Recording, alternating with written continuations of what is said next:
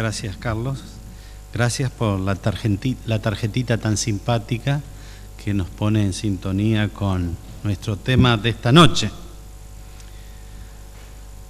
Como decía Carlos, el tema de esta noche nos hace reflexionar y reconocer que en nuestro mundo está lleno de personas doloridas y ofendidas. Después de todo, ¿quién no ha ofendido o herido a alguien? Inconscientemente, sin pensarlo, sin querer. Y a veces o a menudo ofendemos más a los que están más cerca, a los de nuestra casa, a los que más amamos. ¿Y quién no ha sido herido? Aún a aquellos a quienes más ama. Es fácil ofender, pero aún más fácil es ser ofendido. Sin embargo, lo que no es fácil es perdonar. Y esto se da en el círculo de la familia, del hogar, del trabajo, el vecindario. A veces vivimos cuando éramos niños en un barrio donde este no se llevaba bien con este. Y éramos niños y ya sabíamos que algunas cosas no andaban bien entre estos vecinos. Esta es la realidad que trasciende cultura, épocas, edades, idiomas. No ha cambiado en estos 6.000, 7.000 años de la historia de la humanidad.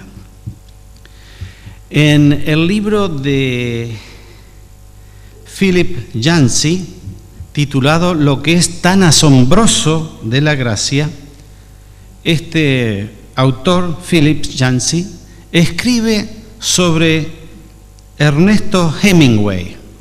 Algunos ya reconocen que Ernesto Hemingway fue un famoso poeta, escritor. Y Hemingway nació en una familia evangélica devota, sin embargo, nunca experimentó, según este autor, la gracia que Cristo da. Vivió una vida de libertinaje que la mayoría la llamaríamos disoluta y aún depravada.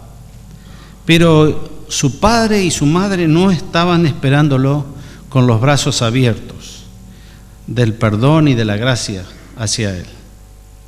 Y quedó atrapado en un lodazal de errores, de miseria, depresivo, desprovisto de gracia y perdón en su vida, que eventualmente lo llevó a un suicidio. Pero lo que es interesante de Ernesto Hemingway con relación a este tema es que él escribió una historia. Escribió una historia que es popular y se puede leer, y es la historia que refleja el deseo ardiente que él tenía de recibir la gracia y el perdón. Y en esta historia, es una historia de una familia española, este padre decidió reconciliarse con su hijo Paco. Y entonces, en un momento de remordimiento y deseo de reconciliarse con su hijo que se había ido, decidió acercarse a su hijo y puso en el diario, que quizás el pastor Gullón reconoce, El Libro, un diario de Madrid, de algunos años atrás. Y él decidió poner en ese periódico el siguiente texto para que su hijo lo leyera. Paco, encuéntrame en el Hotel Mondana, el martes al mediodía. Todo está perdonado, papá. Cuando el padre llegó para encontrarse con su hijo, anhelando encontrarse con su hijo, encontró allí 800 Pacos que estaban esperando reunirse con sus padres. ¿Era Paco un nombre tan popular o es quizás que el perdón del Padre es el bálsamo sanador que toda alma necesita? Nosotros tenemos en la Biblia el ejemplo perfecto de ese amor de padre amante y misericordioso que perdona. Conocemos muy bien la parábola del hijo pródigo. La parábola lleva este título porque aparentemente el actor principal es el hijo que deja, se va. Pero me gustaría permitirme sugerir que el actor principal no es el hijo, es el padre. Que a diferencia de la historia de Hemingway, no por remordimiento, sino por amor, estuvo siempre esperando a su hijo que regrese. Y lo esperaba cada día con los brazos abiertos y el manto de justicia y de perdón, para cubrir la multitud de pecados y darle nuevamente una bienvenida a su hogar. ¿Hasta dónde llega ese amor y perdón del Padre? ¿Tiene límites? ¿Cuál es el límite del amor de Dios, si lo tiene? ¿Puede existir en medio de las atrocidades del holocausto nazi? ¿Puede triunfar después de las brutalidades de los Ku Klux Klan o de los miles de niños o personas desaparecidas o asesinadas en los años 70 y 80 aquí en la Argentina? Y hay una pregunta que introduzco. ¿Debería Dios otorgar perdón a Jeffrey Dahmer? Jeffrey Dahmer violó, mató y descuartizó a 17 adolescentes. Antes de morir, asesinado por otro preso en la cárcel, donde había sido sentenciado a de por vida, Jeffrey tuvo una experiencia espiritual, experimentó un arrepentimiento y se entregó al Señor y fue bautizado. Solo Dios conoció su corazón, pero nos preguntamos, ¿era digno de perdón? Y en las Sagradas Escrituras nos podemos preguntar acerca de un personaje, de un rey realmente que tuvo una historia muy triste. ¿Era digno de perdón Manasés, uno de los reyes más malvados y depravados del pueblo de Israel? Segunda de Reyes, Segunda de Crónicas hace una descripción, nos cuentan un poco de su terrible reinado. Y si vamos al libro de Segunda de Crónicas, el capítulo 33, vamos a encontrar un pasaje que nos hace reflexionar. Segunda de Crónicas, el capítulo 33, versículo 1 y 9. De 12 años era Manasés cuando comenzó a reinar y 55 años reinó en Jerusalén. Y en el versículo 9 dice, Manasés pues hizo extraviarse a Judá y a los moradores de Jerusalén para hacer más mal que las naciones que Jehová destruyó delante de los hijos de Israel.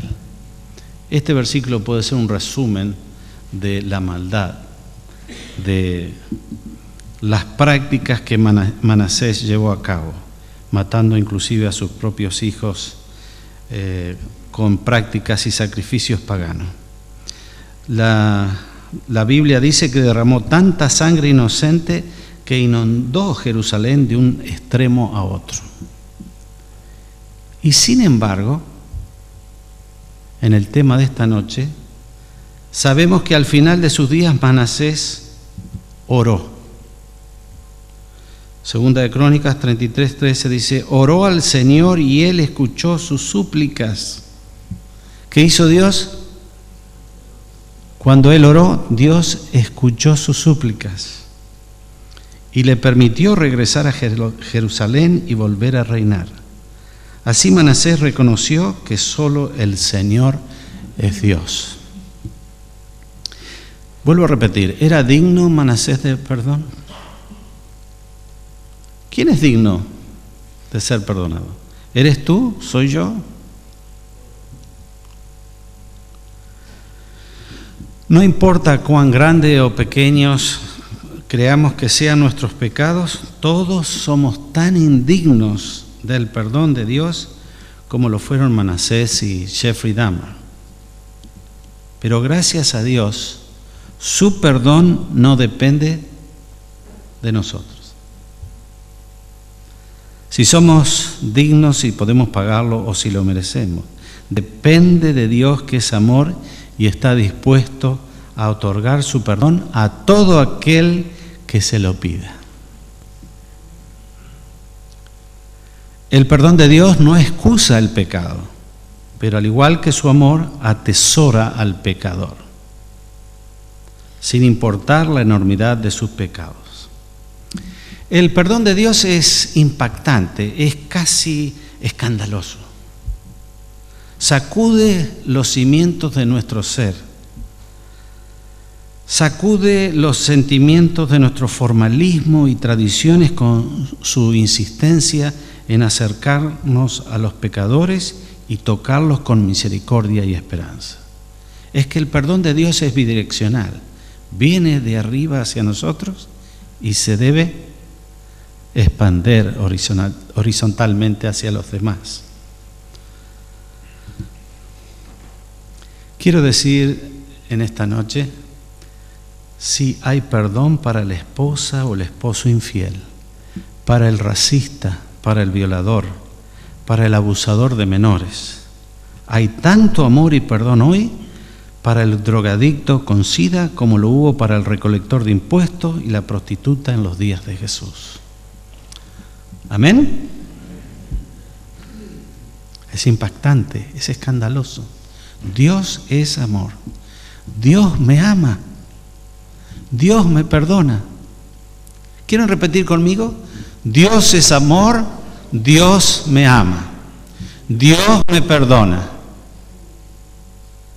Si por allí dudamos, hermanos, busquemos a Dios y digamos: yo sé, Señor, que tú me quieres, que tú me perdonas. Gracias, Dios. Hasta aquí todo muy bien.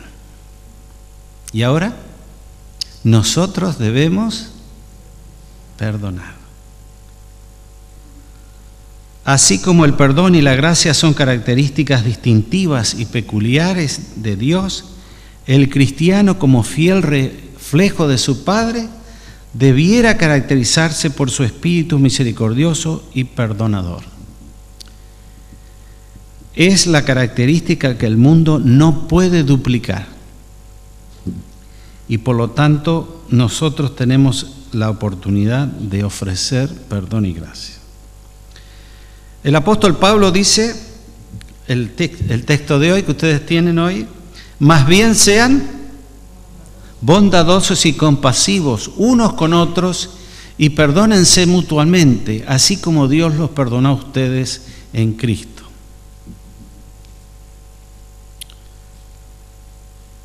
¿Es fácil perdonar? En 1987, cuando en Irlanda se vivía esa guerra terrible entre supuestamente bandos cristianos, el grupo separatista irlandés IRA enterró a Gordon Wilson y su hija literalmente bajo 1,5 metros de escombros con una bomba. Él sobrevivió, su hija no sobrevivió. Y lo más impactante fue que este hombre dijo en una ocasión: he perdido a mi hija, pero no les guardo rencor. Los medios masivos llegaron para entrevistar a este pobre hombre que había perdido en un ataque terrorista a su hijo y había hecho semejante declaración. El mundo obtuvo una vislumbre de lo que es perdón y gracia a través de este hombre. Mucho más reciente, en los Estados Unidos, el 17 de junio de este año, un asesino masivo sacudió a la iglesia episcopal metodista, participó del culto de oración y no tuvo mejor idea, por el regalo de su padre, efectivizar el asesinato de 9 personas, entre el pastor y una senadora. ¿Cuántos años tenía Dylann Roof? 21 años. Y se verificó que este había sido un crimen de odio, debido a sus ideas racistas extremas. En medio de tanto odio y locura en que vivimos hoy, los testimonios de misericordia y perdón en ese funeral fueron realmente extraordinarios. Algunos de nosotros vimos y escuchamos los testimonios de los familiares y amigos de las personas asesinadas. Fueron sumamente emotivos y edificantes.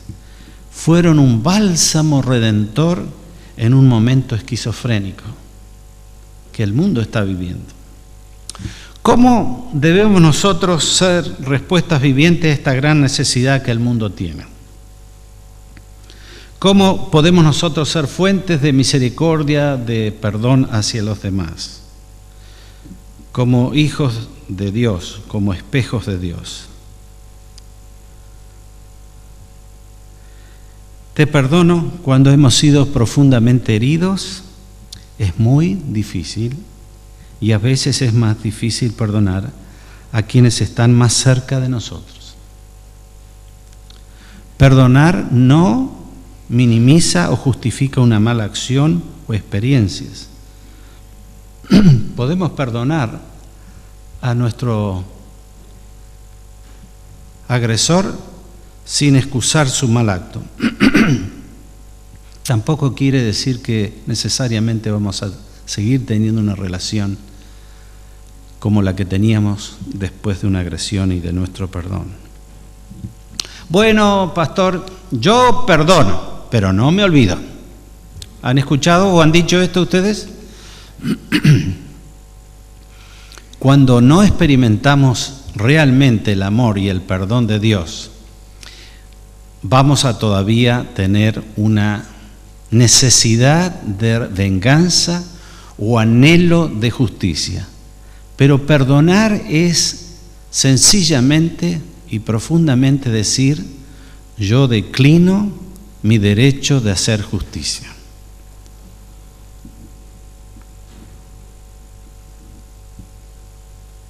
El Padre Nuestro reza: perdona nuestras deudas, como también nosotros hemos perdonado a nuestros deudores. Y eso puede poner un peso conflictivo en nuestras vidas cuando no hemos experimentado bien el perdón de Dios y cuando todavía no hemos podido perdonar. ¿Cuáles son las razones para perdonar? Voy a decir 3 razones esta noche por las cuales perdonar es tan importante como ser perdonado. Primeramente, Anna Landers, una columnista conocida, decía a menudo: el rencor, el odio y la falta de perdón son ácidos que dañan y destruyen primeramente a la vasija en la cual están guardados.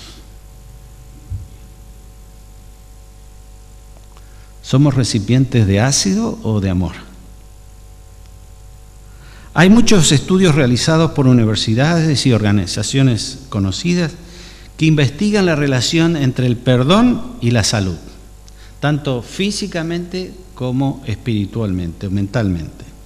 Y los resultados son diversos, dependiendo de las variables que se consideran, pero algunos de sus descubrimientos fueron que perdonar, y aquí vamos a ver el siguiente vista, perdonar reduce los niveles de estrés y ansiedad, mejora la calidad de sueño, disminuye la alta presión y los latidos del corazón, disminuye los síntomas depresivos, fortalece el sistema inmunológico, mejora la sensación de bienestar y de autoestima.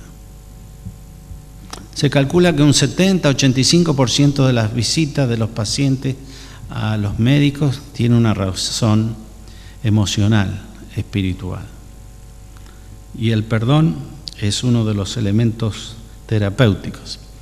En la Universidad de Duke se hizo unos estudios y en nuestro hospital en Orlando, a cargo del doctor Tibbits y otros, hicieron un seminario y pudieron ver la correlación y la comprobación que en una persona con alta presión, de más de entre 150 y 180 de presión,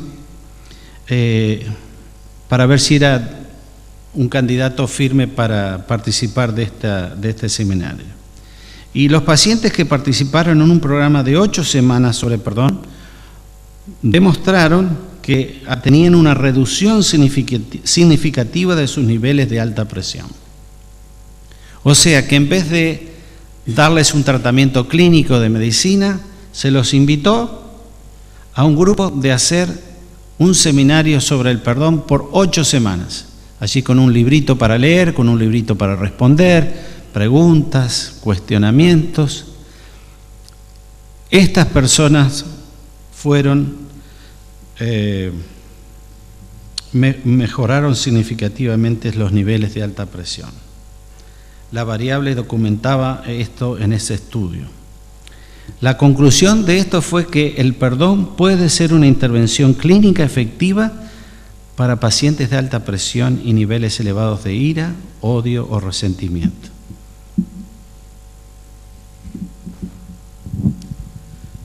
Cuando tenemos una herida que sangra, tratamos de curarla.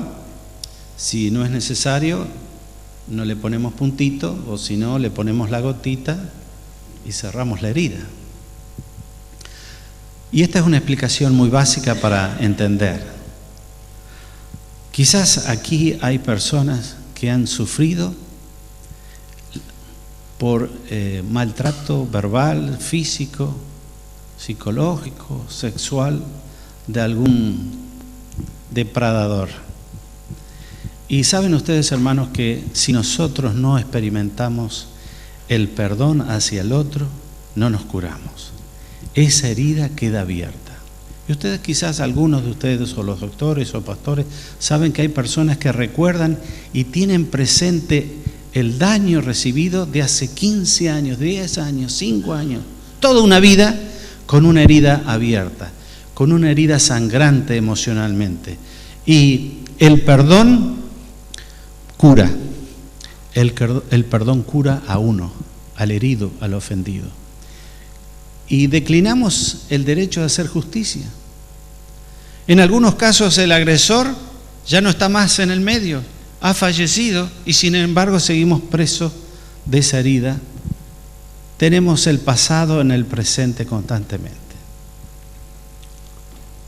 Los hermanos cubanos que están en el exilio desde el 59, 60, 61, tienen un gran desafío. ¿Perdonar a quién? A Fidel Castro. Porque tuvieron que dejar todo. Algunos literalmente nos cuentan que vinieron con lo opuesto. Y si tenían alguna joya, la tenían que dejar. Perdieron casa, se alejaron de sus familias. Yo he visto y hablado con personas cubanas que no pudieron ver a sus madres y a sus padres por 30, 40, 45 años. Una herida abierta. Pero estaban en Estados Unidos, en una tierra de libertad. Pero muchos de ellos, no todos, pero muchos de ellos todavía estaban presos con Castro por lo que le ha hecho hace 40, 35, 50 años. Qué privilegio que el Señor nos da una receta, que si no perdonamos como somos perdonados, no seremos perdonados. Hay 10 principios que se usaron en este programa de 8 semanas, y estos fueron los principios que no lo vamos a leer, pero estas fueron las pautas que se fueron tomando. 10 pautas. Reconocer la ofensa y el dolor y sufrimiento asociados con ella. Y así ustedes pueden ver número 2, número 3, número 4, número 5, número 6, número 7. El perdón como forma de vida. El perdonar hace que los primeros beneficiados seamos nosotros y contribuimos efectivamente a nuestra propia salud física, mental y social. Perdonar es la forma más elevada y hermosa de amar. No hay amor sin perdón, no hay perdón sin amor. Al perdonar mostramos que nuestro amor a Dios, nuestro amor por nosotros mismos y nuestro amor por nuestros prójimos. Recordamos las palabras de Juan: si alguno afirma, yo amo a Dios, pero odia a su hermano, es un mentiroso, pues el que no ama a su hermano, a quien ha visto, no puede amar a Dios, a quien no ha visto. Y Él nos ha dado este mandamiento: el que ama a Dios, ame también a su hermano. Hermanos, ¿será que todavía no conocemos realmente el amor de Dios? Porque según esta declaración, quizás estamos necesitando conocer más la profundidad del amor de Dios por cada uno de nosotros. Sin duda experimentamos que al amar y perdonar, tu vida se llena de gozo y paz. Es verdad que Dios nos manda que perdonemos, pero Él también sabe que es imposible por nosotros lograrlo, por nosotros mismos, porque necesitamos un nuevo corazón. Y Él desea liberarnos. Ese es el tema de esta semana, que el Señor quiere liberarnos de cargas, dolores, tristezas, traer el bálsamo del perdón a nosotros en primer lugar y luego transmitirlo hacia los demás. Amigo, pide hoy, aquí está la cajita, la podemos abrir para poner los pedidos, que nos ayude Dios al transformar nuestro corazón a experimentar el perdón hacia los demás. Recibimos, como dijimos, el perdón de Dios y debemos transmitirlo. No necesariamente porque el otro lo merezca, sino también porque yo necesito ser sanado, curado por la gracia del Señor. Vamos a orar en esta noche y dejamos la cajita abierta para aquel que cuando nos estemos yendo quiera poner, porque seguimos orando por esto. Vamos a orar esta noche, mañana, pasado y hasta el viernes. Oremos: Señor, líbrame de amarguras, resentimiento y odio. Ayúdame a perdonar tantas veces en la misma medida en que tú me perdonas a mí. Qué bueno, hermanos, que Dios tiene gracia para conmigo. Y si Dios tiene gracia para conmigo, yo puedo también transmitir tanta gracia a los demás. Yo no fui digno. La otra persona no es digna ni de Dios ni mía de perdón, pero porque Dios interviene en el corazón humano, en todos los corazones humanos, nosotros podemos experimentar el perdón y transferir ese perdón en la gracia y en la misericordia de Dios. Que Dios nos ayude a seguir creciendo, a captar las dimensiones de la libertad en Cristo. Hay vida plena.